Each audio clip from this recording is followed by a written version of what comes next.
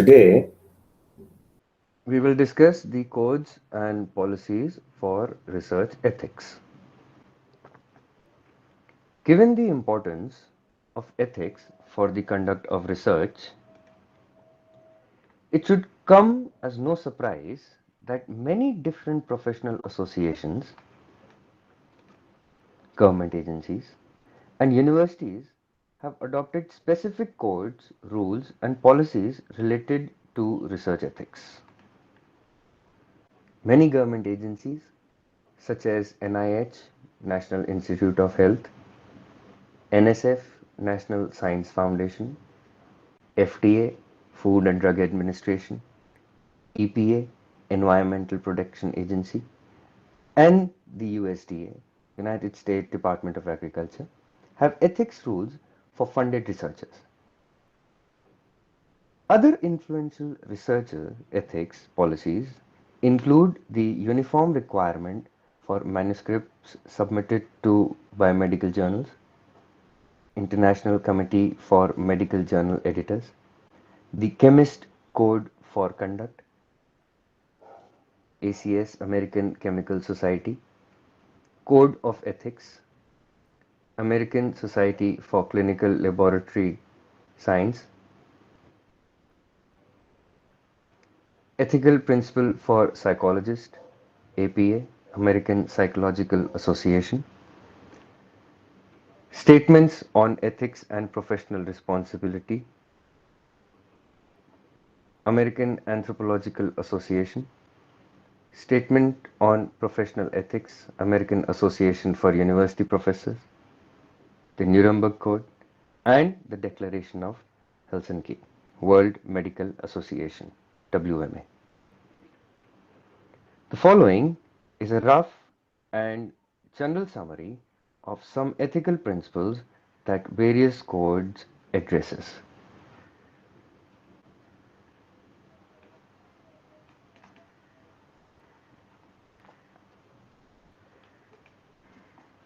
Honesty.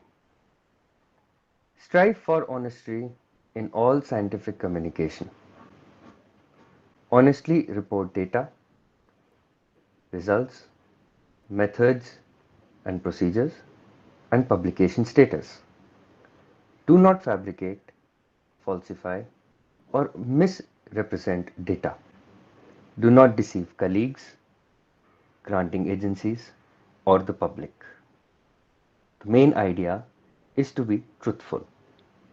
The more truthful you will be with reference to your research, more people will believe you and your work. If you're going to hide data, if you're going to manipulate results, if you're not going to show the methods or the procedures, or if you're going to show or submit your publication into different journals at the same time, all these things, they come under dishonesty. This will make sure that your reputation is not good. Objectivity. Strive to avoid bias in experimental design, data analysis, data interpretation, peer review, personal decisions, grant writing, expert testimony, and other aspects of research where objectivity is expected or required.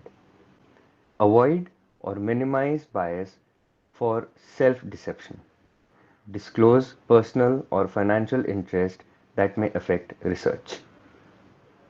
The idea behind objectivity is to ensure that nothing is hidden, nothing has a particular bias towards a person or an organization or self.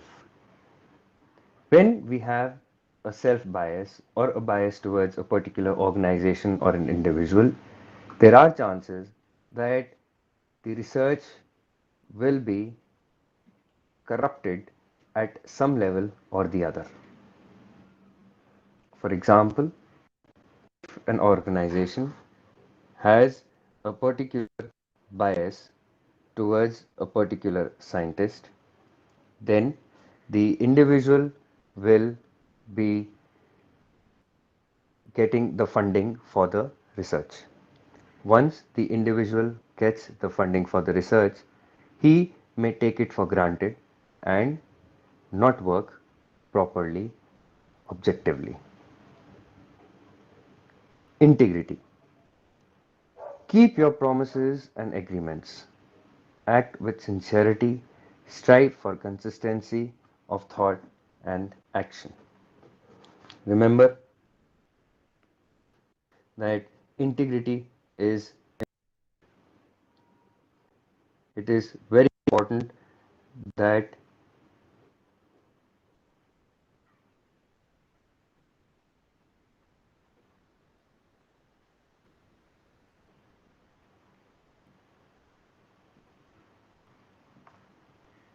carefulness.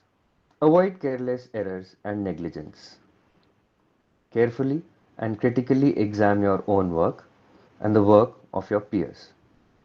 Keep good records of research activities such as data collection, research design, and correspondence with agencies or journals. It is important not to be careless. If you are going to be careless, these careless mistakes can cost you your career because mistakes during research is a sign that you are not a good researcher.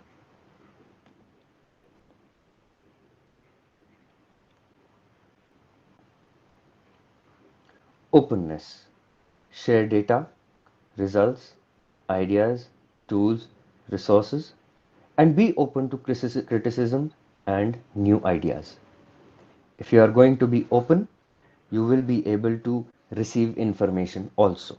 If you are going to be closed, you will not receive information yourself. It is a very simple concept in life.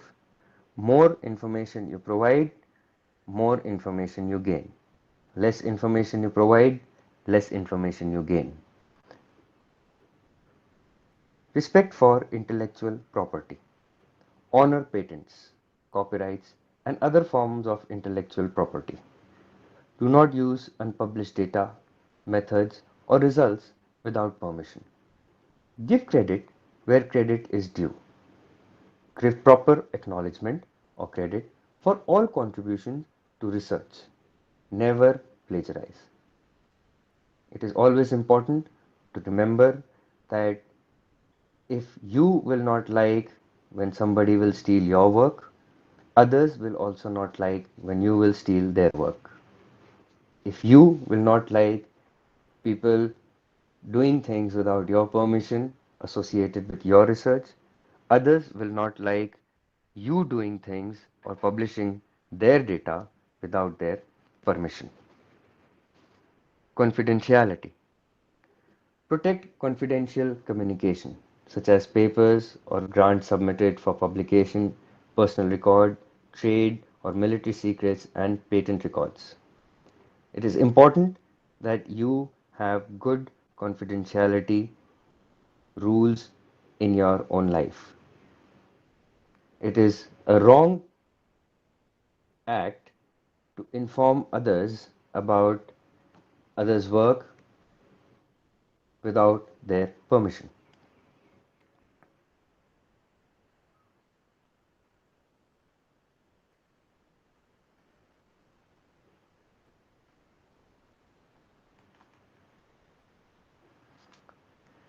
Responsible publication.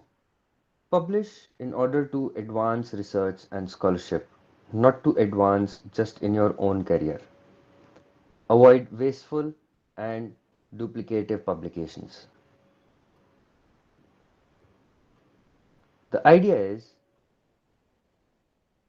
to advance a particular area of research so that everybody can benefit from that. If you're going to responsibly publish your work, more individual will be able to benefit from that publication. If you are going to publish at different locations at the same time, there are chances you might come under plagiarism. Responsible mentoring. Help to educate, mentor, and advise students.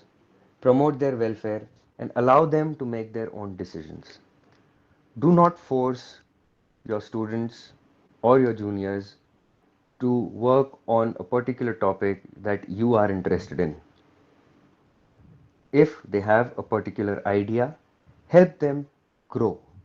It is important as a faculty or as a senior that when a junior comes to you for help associated with the work, you inform the student or your junior how you can help them or how they can improve with their project.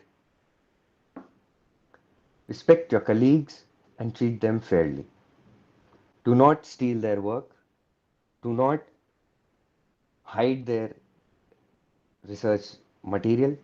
Do not manipulate their results. These all come under unethical policies and work ethics. Social responsibility. Strive to promote social and prevent or mitigate social harms through research, public education, and advocacy. The idea is to promote social good. The idea is to reduce any harm which can be caused because of a research. The thing that you have seen in recent years is how China is suffering a bad name because it is unable to defend itself in a very clear way to the public about how it was unable to do social responsibility in a good way. Non-discrimination. Avoid discrimination against all colleagues or students on the basis of sex, race, ethnicity, or other factors that are not related to their scientific competence and integrity. Discrimination done against your colleagues or students or juniors or peers on the basis of these factors are a ground for suspension from that particular research or maybe from the institution. Competence. Maintain and improve your own professional competence and expertise through lifelong education and learning.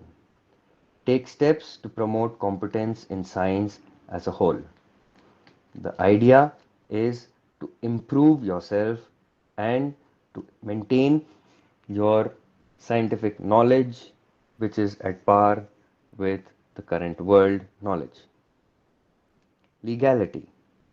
Know and obey relevant laws and institutional and governmental policies. If you are going to not follow these laws, then you are bound for legal action. This may make your career go down along with your reputation and financial losses. Animal care. Show proper respect and care for animals when using them in research.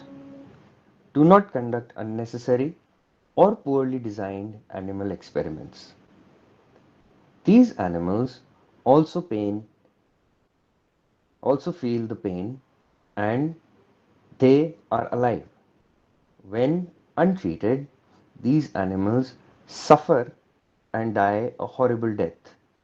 Some experiments require them to die a painful and a horrible death. But those conditions, scientists can decide to kill the animal before the pain starts as soon as the results are obtained. Secondly, sometimes in order to obtain certain results, the animal is supposed to be killed. These killing methods should be humane and should be pain-free. Human subject protection. When conducting research on human subjects, minimize harms and risks and maximize benefits. One should know how to respect human dignity, the individual's privacy, and his autonomy.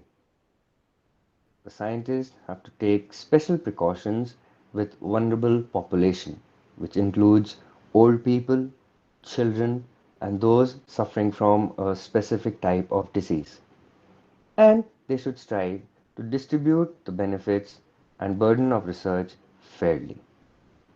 When conducting researches associated with human subjects, one has to ensure that they get the maximum benefit out of it.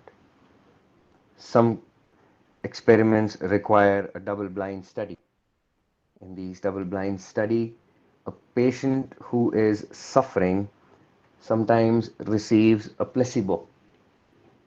Now, the purpose of a double-blind study is to ensure that neither the researcher nor the patient or the participant knows what the drug is and who is giving and who is receiving. In these cases, we have to ensure that the dignity of the patient is maintained. Let's talk about the three R's which are associated with research: replacement, reduction, and refinement. What we have to understand is that these three R's are associated with code of practices for the care and use of animals for scientific purpose. Well, we know that most of the researches in medical and biological science requires the use of animals. Now, it is important because the whole idea behind doing a particular research is either to improve the quality of plants for human consumption or usage, or to uh, improve the quality of life for human beings. So the ultimate aim is to benefit the human beings. Now, in any particular research, if you're going to use animals, the whole idea is that we are using these animal models so that we can identify the issues which can rise because of use of a particular chemical or a particular research that we are doing on the human beings. For example, if there is a new food coloring agent that has been identified, or a new food flavor that has been made by a food company, the food industry is supposed to test the effect of that particular artificial flavor on animals and identify if that is going to cause any disease in the animals or not. Same is the case with vaccines. If we talk about the recent case COVID vaccine, all these studies were done at different levels before it reached the human beings. Um, it was done on mouse, and then it was done on rats, and then it was done on monkeys, and then it reached the human level.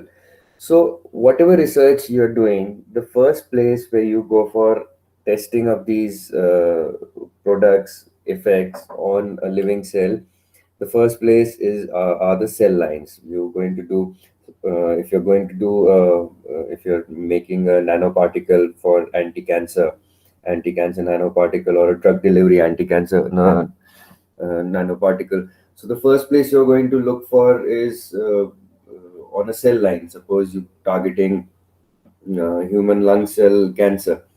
So the what you're going to do is you're going to test the effect of these nanoparticles on human lung cell lines, your lung cancer cell lines. And then if the effects are good, then you're going to try and repeat the experiment in rats and mice. And then if it goes further, if it is showing a better improvement in recognition, then you're going to take it to monkeys.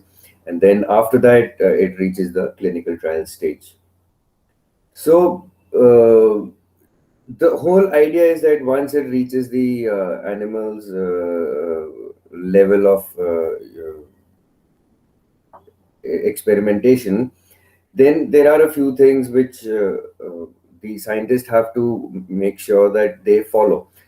Now, we know that ethics is something associated with righteousness, and these animals although they are extremely large in quantity and number, for example, if you take about rats, they can multiply very fast, and very soon we can have uh, thousands and thousands of, for example, black sea mice.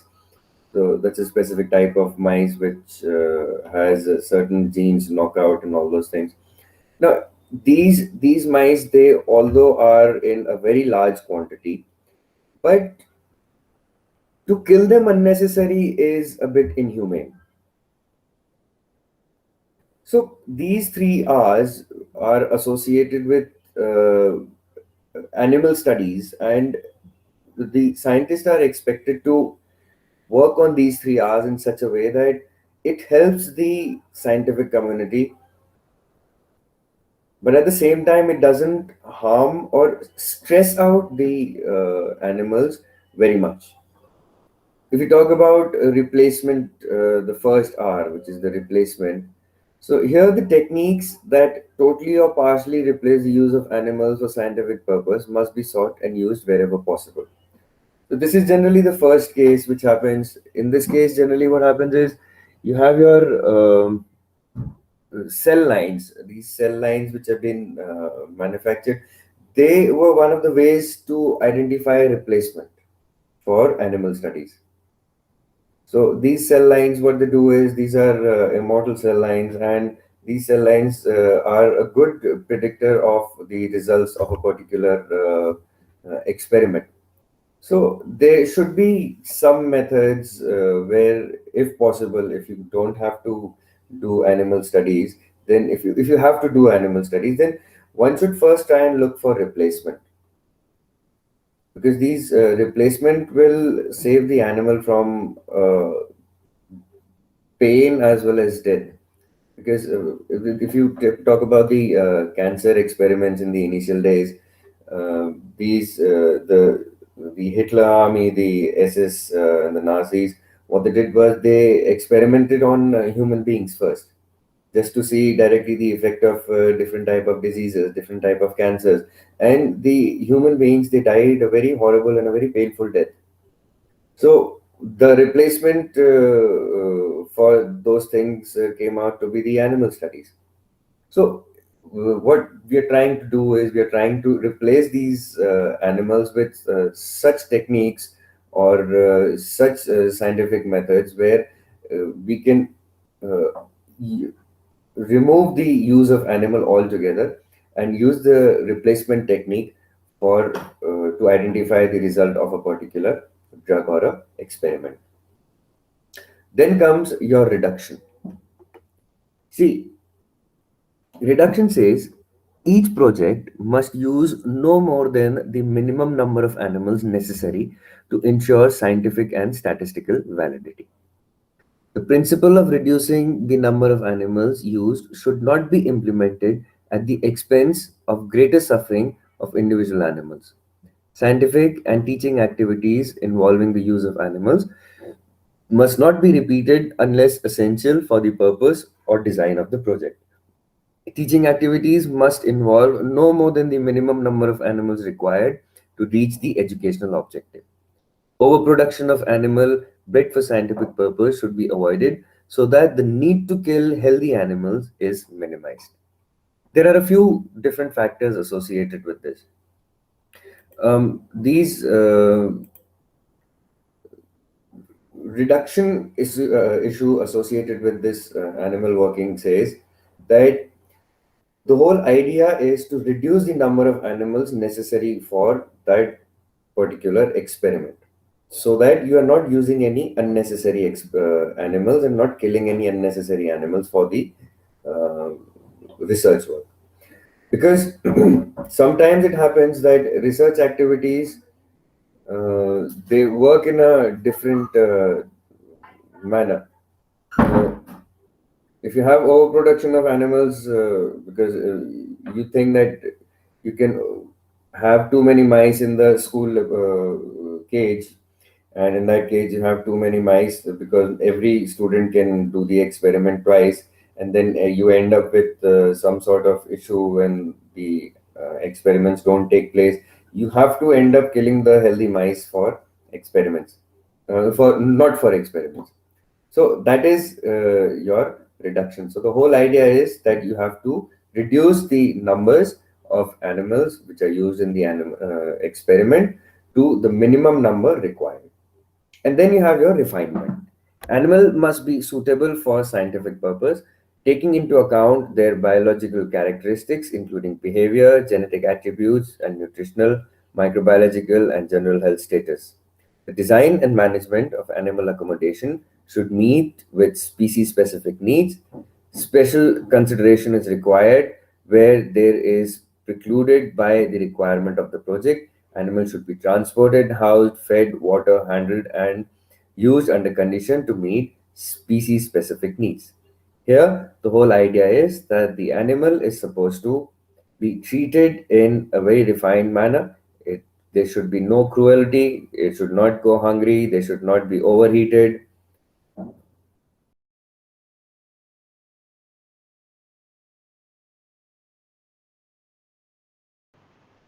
We will talk about misconducts associated with research.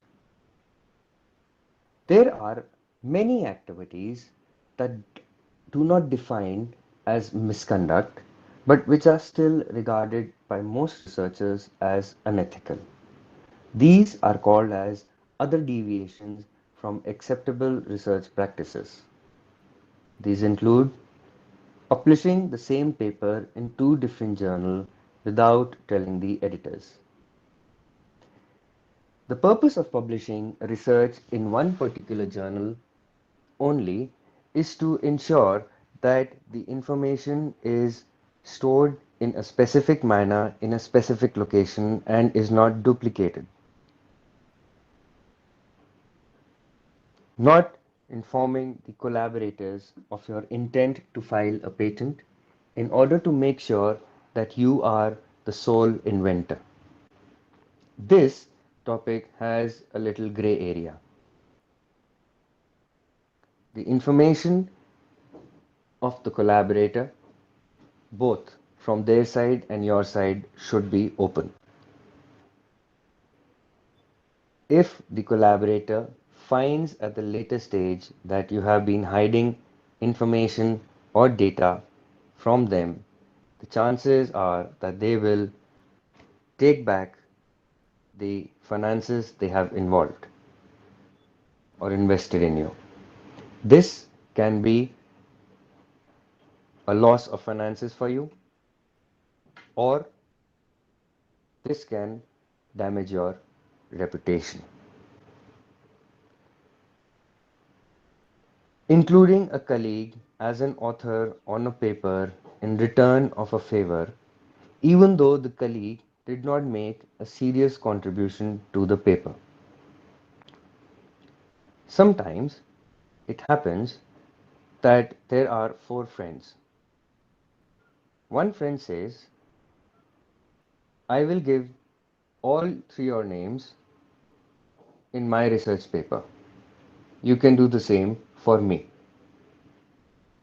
When this happens, all four individuals will have four individual papers. The idea of publishing is to ensure that the person who has worked hard in a particular paper, in a particular research, is given a proper name and he or she is helped in such a way that the individual who has worked is able to improve or gain in his career. In scientific research, career are more associated with publication and research. More number of publication means that you have better research. But remember, generally, the first two authors and the corresponding author has a high value as compared to the other authors. There are many scientists who I personally know have their work published as a favor because that individual is also going to publish the name of other researchers. If you have done some work in that particular paper, you can give that paper and the people in that work names, location, educational institute in that particular publication. But if somebody has not worked, one should avoid giving their names. Discussing with your colleagues confidential data from a paper that you are reviewing for a journal. There will be a time when you will be doing reviewing for a particular journal. You will be a reviewer for them. They will be sending you information, and this information might contain some aspects which are financially important for the author, or they might be having some patentable application. If we, as a reviewer, inform our friends or colleagues, or we ourselves use these particular information, then it is a wrong way and it is a misconduct. These misconducts comes under stealing. Trimming outliers from a dataset without discussing your reasons in paper. Sometimes in a paper, there are information which are not mentioned in a research paper, and these information are supposed to be at the end. They come under appendix. So sometimes one result is explained properly with these appendices. Now, what happens is if you have a particular research done and you are it's a big research and there are certain places where you don't think that the journal is going to accept more than a particular number of pages, then you inform all these information in appendix. Now what happens? The results that you have explained in your main article can be understood by the information that is given in these extra appendices. If you are not giving them, the information is half and it is not complete information. Using an inappropriate statistical technique in order to enhance the significance of your research. Manipulating numbers, data sets, all these things specifically in which you require size, mass, ratio, all these things. These mathematical information can generally be manipulated very easily. For example, if you are supposed to measure the circumference of a cabbage, then some students either they are lazy or either they don't want to work or either they don't have time or some or the other reason which they know the best. What they do is that they take the circumference of 5 or 10 cabbages and for the rest 40 or 50 they randomly write a number which is close to the average of these 5. This is a wrong practice. Bypassing the peer review process and announcing your results through a press conference without giving peers adequate information to review your work. Sometimes it happens that an individual is either too eager to inform about his work or is too scared that the peers might reject his work for some reason or the other. And so, what they do is that they bypass the peer review process and they use channels like press conferences in order to give information about the work they are doing. The purpose of peer review is to identify any loopholes or mistakes in any particular research. When this method of peer reviewing is not done properly, the individuals suffer and their research also suffer, and the people who might have benefited from that research, they also end up suffering. Conducting a review of literature that fails to acknowledge the contribution of other people in the field or relevant prior work.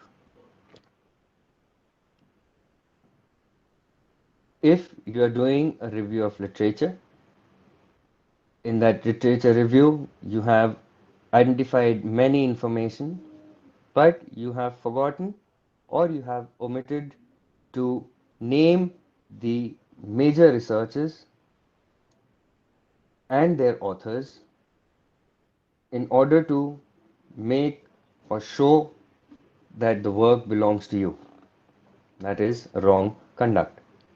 Whenever you are going for review of a literature, you make sure that there is a proper citation for every individual who has worked, whose work you have taken and using. Stretching the truth on a grant application in order to convince reviewers that your project will make a significant contribution to the field. Sometimes scientists, when writing their project proposal for a particular grant, what they do is that they inform the grant givers that the information or the work which they are going to do is going to be extremely useful for everybody on the planet. What they don't understand is that the individuals who are reviewing your grant proposal, they themselves have a team who understands your topic and can work and analyze the mistakes in that particular proposal. It is most often pretty difficult to fool the individuals or the institutions which are going to give you the grant.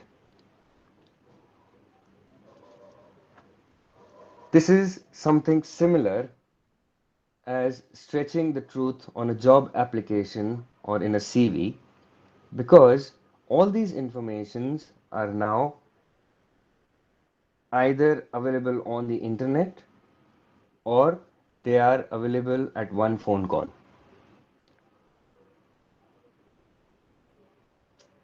One thing is, although this is not ethically misconduct, doesn't come under misconduct, but it is still unethical.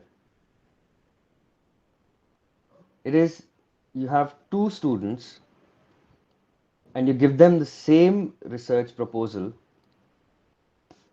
to work on just to find out who can work on that proposal first or the fastest. This is basically wastage of time for all three individuals. Both the students, only one person is going to benefit from it.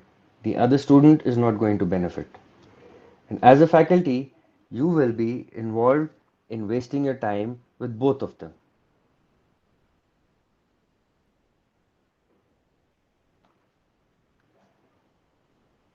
Overworking, neglecting, or exploiting graduate or postdoctoral students. It is wrong to overwork these students.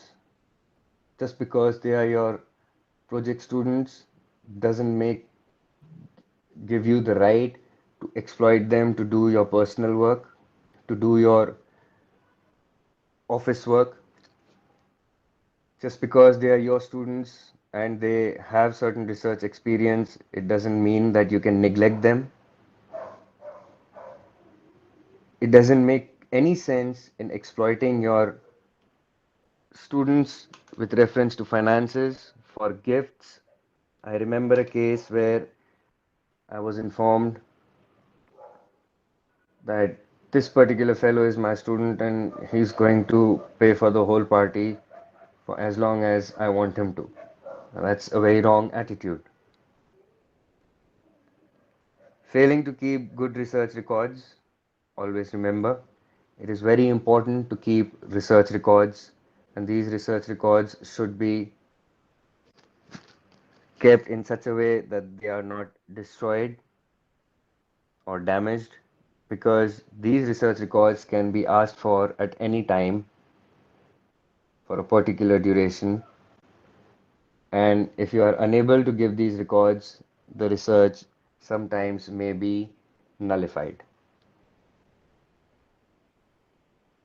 As I said, these research records are supposed to be maintained for a reasonable period of time. In some cases, it is 5 years to 10 years, sometimes it is for 15 to 25 years.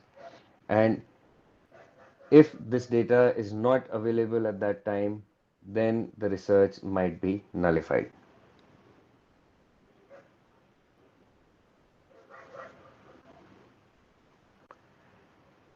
If you are a reviewer and you are making personal attacks or derogatory comments, कि इसको तो आता ही नहीं है कुछ, he doesn't know anything, he's a useless fellow, these type of personal attacks in your reviews, they are also wrong. Promising a student a better grade for sexual favors. Remember, if anybody asks you for sexual favors in exchange for better grades, you have to report immediately. There are chances that you will not get the grades, but you will be hurt both emotionally and physically. There is a lot of psychological damage with these type of individuals. The best thing to do is to report them immediately. And same is the case with racism. If there is any type of racism which is seen in the laboratory, that is to be reported immediately.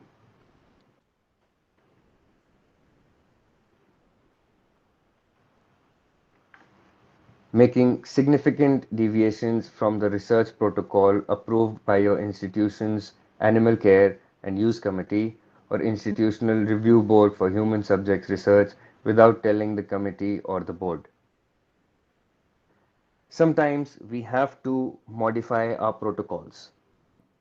It is an inherent part of research that one protocol which might have worked for one individual might not work for another one, maybe because of a simple factor like humidity, maybe because of a simple factor like heat. In that case, what you have to remember is that the IRBs, the institutional review boards, and the ethical committees on animal care and animal use, these are informed about modification of your protocol if there is a major change. For small changes, for example, 25 degrees Celsius is the keeping temperature, you want to increase it to 28 degrees Celsius, that's still acceptable in many organizations. But if you're keeping them at 28 to 30 degrees, 31 degrees, 32 degrees, where the temperature is 28, 24 degrees requirement, then that is a deviation. That is animal cruelty. Not reporting an adverse event in a human research experiment.